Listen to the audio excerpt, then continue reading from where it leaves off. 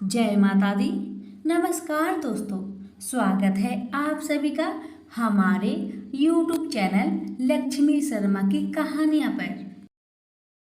हरे कृष्ण कृष्ण कृष्ण हरे हरे, हरे राम राम राम हरे हरे। प्रिय भक्तजनों, आज आप सभी श्रवण करेंगे श्रीमद् भगवत गीता पाठ 11वां अध्याय। अर्जुन ने कहा, हे भगवान, मुझ पर कृपा करके अत्यंत गुप्त आध्यात्मिक विषयक वचन जो आपने कहे उनसे मेरा मोह दूर हो गया है। हे कमल नयन, मैंने जीवों की उत्पत्ति और आपके मुख रविंद्र से विस्तार पूर्वक सुना। आपने जैसे अपने रूप का वर्णन किया वह आपका रूप देखने की मेरी इच्छा है। हे योगेश्वर, हे मधुसूदन, आप यदि मुझे उसके देखने योग्य समझे तो आप अपना वह अव्यय रूप मुझे दिखाइए। भगवान जी ने कहा, पार्थ, नाना प्रकार के, नाना वर्ण के और नाना आकारों के मेरे शत शत सहस्त्र सहस्त्र दिव्य रूप को देखो। हे भारत, तुम वसु रुद्र, अश्विन कुमार, मरुदगन और जो पहले कभी ना देखे थे ऐसे मेरे आश्चर्यमय रूप को देखो।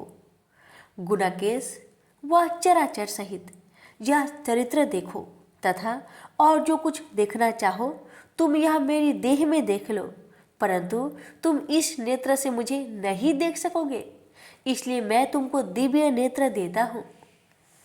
उनसे मेरा विराट रूप देखो। संजय ने धृतराष्ट्र से कहा, हे राजन, इस प्रकार श्री कृष्णचंद्र ने अर्जुन से कहा और उसको दिव्य दृष्टि देकर अपना अलौकिक रूप दिखाया। उस विश्व रूप के अनेक मुख तथा अनेक नेत्र थे, उसमें अनेक अद्भुत दृश्य थे और उसमें अनेक सुंदर सुंदर आभूषण तथा दिव्य आयुधियों से सुसज्जित थे। देह पर दिव्य पुष्प, दिव्य वस्त्र थे, दिव्य गंध देह पर लगे थे। उस समस्त आश्चर्य युक्त अनेक देव के सब और मुख दिखाई देते थे। आकाश में हजारों सूर्य की प्रभा एक साथ हो तो भी उस महात्मा की प्रभा की समानता न कर सकेगी। उस समय अर्जुन ने देवादि देव के शरीर में अनेक प्रकार से विमल इस समस्त जगत को एकत्रित देखा। अर्जुन आश्चर्य से चकित हो गया और उसका शरीर रोमांचित हो गया।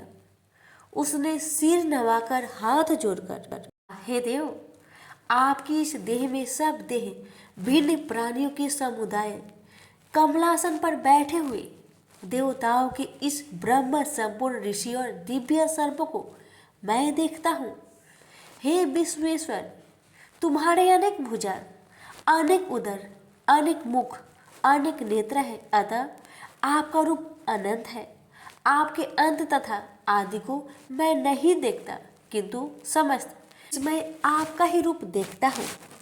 आपको किरीट युक्त गदा चक्रधारी, चारों ओर से दिव्य पैमान, तीजो राशि सर्वत्र चमकते हुए अग्नि सूर्य की भांति प्रकाशवान दुर्भिक्षिक और अपरंपार देख रहा हूँ।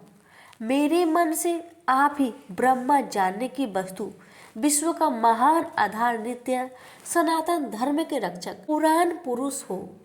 मैं आपको आदि मध्य तथा अंत रहित अनंत शक्ति, अनंत भुजा, चंद्र सूर्य है। नेत्र जिसके कांतिमान अग्नि के सदृश्य मुख वाला अपने तेज से इस संपूर्ण संसार को तपाते हुए देख रहा हूँ। हे महात्मन, पृथ्वी एवं आकाश के मध्य का वह अंत पूर्ण दिशाओं में आपसे ही व्याप्त हो रही है। आपका यह अद्भुत तथा उग्र रूप से लोक व्यतीत हो रहे हैं।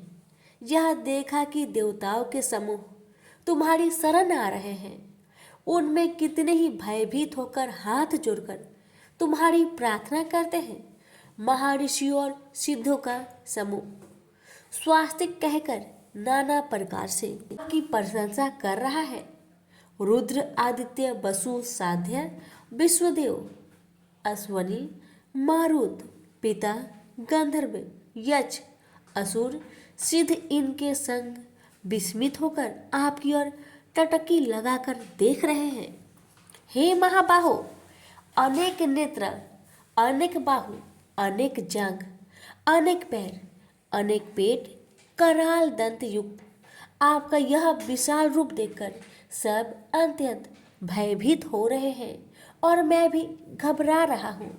आकाश तक पहुँचते हुए आपके प्रकाश के अनेक वर्षों से फैलाए हुए अग्नि जलने वाला मुख, विशाल नेत्र युक्त आपको देखकर हे विष्णु, मेरा जी घबरा रहा है, मुझसे धैर्य नहीं रहा जाता तथा चित्त स्थिर नहीं होता है। हे देवेश, हे जगनिवास, इस भयंकर दाढ़ वाले इस कालगिन के सदृश आपके मुखों को देखकर मुझे दिशाएं नहीं सूझती, मैं शांति नहीं पाता, मुझ पर दया करे हे प्रभु। धृतराष्ट्र के दुर्योधनादिक पुत्र अपने साथ अनेक राजाओं सहित तथा भीष्म, द्रोण, कर्ण हमारी ओर के मुख्य मुख्य योद्धा बड़ी बड़ी दाढ़ों से युक्त आपके विकराल मुख में शीघ्रता से प्रवेश कर रहे हैं तथा उनसे आपके ही लोग आपके दांतों में दबकर ऐसे दिखाई देते हैं मानो उनका शरीर चूर्ण हो गया है। ऐसे नदियों की अनेक धाराएं जब समुद्र की ओर बहती है, वैसे ही ये मनुष्य लोक के वीर आपके प्रज्वलित मुखों में प्रवेश कर रहे हैं। ऐसे अग्नि में पतंग गिरते हैं, वैसे ही ये लोग भी आपके नाश के लिए आपके मुख में बड़ी तेजी में प्रवेश कर रहे हैं। हे विष्णु, जलते हुए मुखों की चारों ओर से सब वीरों को निगलकर आप होठ चाट रहे हैं। आपके तीक्ष्ण प्रभाएं समस्त संसार को तेज से व्याप्त कर रही है। यह भयानक रूपधारी कौन है, यह मुझसे कहो। हे देवेश्वर, आपको नमस्कार है, मुझ पर प्रसन्न होइए। हे जगकर्ता, आदि पुरुष, आपको जानने की मैं इच्छा रखता हूँ, क्योंकि आप ही यह प्रकृति मेरी समझ में नहीं आती। श्री भगवान बोले, संसार का नाश करने वाला मैं उग्र काल हूँ, समस्त जनों का संहार करने के लिए आया हूँ। तुम्हारे युद्ध न करने पर ये वीर जीवित नहीं रह सकेंगे, अतः तुम उठो, शत्रुओं के संहार यश को लेकर इस समृद्धिशाली राज्य का भोग करो। हे सभ्य साचिन, उनको मैंने पहले ही मार रखा है, तुम केवल निमित्त मात्र हो जाओ। मेरे मारे हुए द्रोण, भीष्म, जयद्रथ, कर्ण और अन्य योद्धाओं को मारो, घबराओ मत, तुम युद्ध में शत्रुओं को जीतोगे। संजय ने कहा। इस प्रकार श्री कृष्ण जी के वचन सुन मुकुटधारी अर्जुन हाथ जोड़कर कंपित और भयभीत हुए साष्टांग प्रणाम कर नम्रतापूर्वक कहने लगा, हे ऋषिकेश, आपके गुणगान करने से संसार प्रसन्न और प्रेम मग्न हो रहा है। राक्षस डरकर दिशाओं की ओर भागते हैं तथा सिद्ध आपको नमस्कार करते हैं। हे महात्मन, हे अनंत, हे वशिष्ठ देव, हे जग निवास, आप ब्रह्मा से भी श्रेष्ठ हो, आपको देवता क्यों ना नमस्कार करें। व्याप्त भी आप हो, हे अनंत रूप, आप आदि देव हो, पुरातन पुरुष हो, विश्व की परम आधार हो, ज्ञाता तथा श्रेष्ठ हो, श्रेष्ठ स्थान आप हो, विश्व का विस्तार करने वाले आप हो। आपकी महिमा को ना जानकर मैंने आपको अपना मित्र मानकर हे कृष्ण, हे सखे, ऐसा जो तिरस्कार से कहा सो प्रमोद से तथा स्नेह से हे अच्युत, अप्रियमय रूप आपसे इन बातों की क्षमा मांगता हूँ जो कि मैंने परिहास से विहार सोते बैठते और भोजन समय अकेले अथवा मित्रों के मध्य में आपका अपमान किया है। आप इस स्थान जंगल रूप लोक के पिता, पूज्य और महान गुरु हो। त्रिलोकी में भी आपके समान कोई नहीं है। आपसे अधिक अतुल प्रभाव कहाँ से होगा। इसीलिए स्तुत्य इस आपसे सिर झुकाकर प्रणाम करके यही प्रार्थना करता हूँ कि मुझ पर कृपा करें। हे देव, जैसे पिता पुत्र के, मित्र मित्र के, पति पत्नी के अपराध को क्षमा करता है, वैसे ही आप भी मेरे अपराध को क्षमा करें। हे देव, जो पहले कभी नहीं देखा ऐसा आपका रूप देखकर मैं प्रसन्न हूँ, परंतु भय से मेरा मन व्याकुल है, इसलिए वही पहला रूप मुझे दिखाइए तथा हे देवेश, हे जगनिवास, आप प्रसन्न हो जाइए। हे शस्त्र बाहु विश्वमूर्ति, मैं फिर आपको वही किरीट गदा और हाथ में चक्र धारण किए हुए देखना चाहता हूँ। श्री कृष्ण भगवान ने कहा, हे अर्जुन, मैंने प्रसन्न होकर यह तेजोमय अनंत आद्य विश्व रूप अपने योग के प्रभाव से तुमको दिखलाया है, जिसको तुम्हारे अतिरिक्त इससे पहले किसी ने नहीं देखा था। मेरा ऐसा भयानक रूप देख तुम व्याकुल और मूढ़ न हो। भय त्याग, प्रसन्नचित होकर फिर तुम मेरा वही रूप देखो। संजय ने कहा। इतना कहकर श्री कृष्ण फिर चतुर्भुज और सौम्य रूप धारण कर कृष्ण ने अर्जुन को, जो भयभीत था, धीरज बधाया। अर्जुन ने कहा, हे जनार्दन, आपके सौम्य दिव्य मंगल रूप को देखकर मैं प्रसन्नचित होकर स्वस्थता को प्राप्त हुआ। श्री कृष्ण बोले, हे पार्थ, मेरा जो विश्व रूप तुमने देखा है, इसका दर्शन संभव नहीं। देवता भी उस रूप की आकांक्षा करते हैं। हे अर्जुन, जैसा मेरा रूप तुमने देखा है, ऐसा रूप को वेदा ध्यान तप दान व यज्ञ आदि कर्म द्वारा भी देखना असंभव है। जो कोई मनुष्य मेरी ही भक्ति के लिए कर्म करते हैं, मुझको ही सर्वोत्तम मानते हैं, मुझ में ही भक्ति रखते हैं, सब सांसारिक सुखों से विमुख हो चुके हैं, संपूर्ण प्राणी मात्रा से वैर त्याग चुके हैं, वे ही मुझको प्राप्त कर सकते हैं। प्रेम से बोलिए श्री कृष्ण भगवान की जय। सुनिए 11वां अध्याय की महात्म्य। श्री भगवान जी बोले, हे लक्ष्मी, अब 11वें अध्याय का महात्म्य सुनो। एक तुंगभद्र नामक नगर था, जिसके राजा का नाम सुखानंद था। वह श्री लक्ष्मी नारायण की बहुत सेवा करता था। वहाँ एक ब्राह्मण बड़ा धनवान, विद्वान एवं पंडित भी रहता था। उस ब्राह्मण का नियम था, वह नित्य श्री गीता जी के 11वें अध्याय का पाठ करता था। ऐसे ही सेवा करते करते बहुत काल व्यतीत हुआ। एक दिन राजा घर को गया।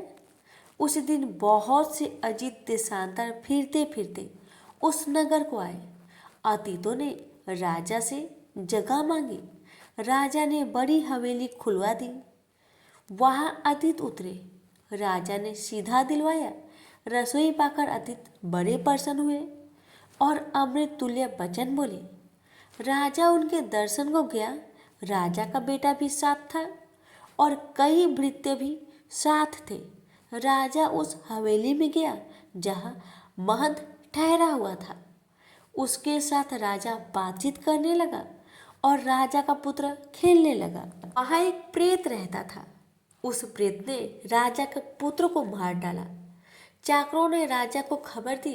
राजा यद्यपि सेवा व कथा श्रवण करता था, परंतु पुत्र के मोह से राजा के मन में दुर्बुद्धि आ गई। राजा बोले, हे संत जी, आपका दर्शन आपको बहुत फला है। एक पुत्र था, वह भी प्रेत ने मार दिया। तब संत बोले, हे राजन, चलो देखो कहाँ है तेरा पुत्र। राजा, ब्राह्मण, महंत सभी वहां आए जहां राजकुमार मरा पड़ा था। तब ब्राह्मण ने कहा, अरे प्रेत, तू उस लड़के पर कृपा दृष्टि कर जिससे यह लड़का जी उठे, और मैं तुझे गीता जी की 11वें अध्याय का पाठ सुनाता हूँ। तू उसे श्रवण कर, इससे तेरा कल्याण होगा। अब तू पिछले जन्म की बात कह। तब प्रेत बोला, मैं पूर्व जन्म में ब्राह्मण था, इस ग्राम के बाहर हल जोतता था। वहां एक दुर्बल वृप आया था, उस खेत में गिर पड़ा। उसके शरीर से रुधिर निकला। तब एक चील ने उसका मांस नोच खाया। मैं बैठा देखता था। मेरे मन में दया न आई जो वृप को चील से छुड़ा दूं। इतने में एक और वृप आया। उसने यह देख मुझसे कहा, अरे हल जोतने वाला वृप, ये काम चांडाल जैसे है। अरे निर्दयी, तेरे खेत के पास ब्रीफ का मांस चील नोच खाती है और तू आंखों से अंधा है जो उसे छुड़ाता नहीं। सो मेरे श्राप से प्रेत योनि को पाएगा। तब मैंने उसके चरण पकड़कर कहा, मेरा उद्धार कैसे होगा? उस ब्रीफ ने कहा, जब तुमको कोई गीता जी के 11वें अध्याय का पाठ सुनाएगा तब तेरा उद्धार होगा। प्रेत अपनी कथा कह चुका था। तब ब्रीफ ने राजा से कहा, इसका उद्धार करिए और बेटे को जीवित कराइए। तब ब्रीफ ने गीता जी के 11वें अध्याय का पाठ सुनाया और प्रेत पर जल छिड़का, जिससे प्रेत ने ऊधम देह से छूटकर देवदेही पाई और राजा का पुत्र भी सजीव हुआ। प्रेत देही में श्याम सुंदर चतुर्भुज रूप हो गया। स्वर्ग से विमान आए, उसमें बैठकर वह प्रेत स्वर्ग को गया। राजा का पुत्र भी गीता के 11वें अध्याय का पाठ सुनने से श्री नारायण का भक्त हुआ। तब उस ब्राह्मण से राजा ने भी गीता के 11वें अध्याय का पाठ श्रवण किया। इस प्रकार वह राजा परम गति का अधिकारी हुआ। प्रेम से बोलिए लक्ष्मी नारायण की जय।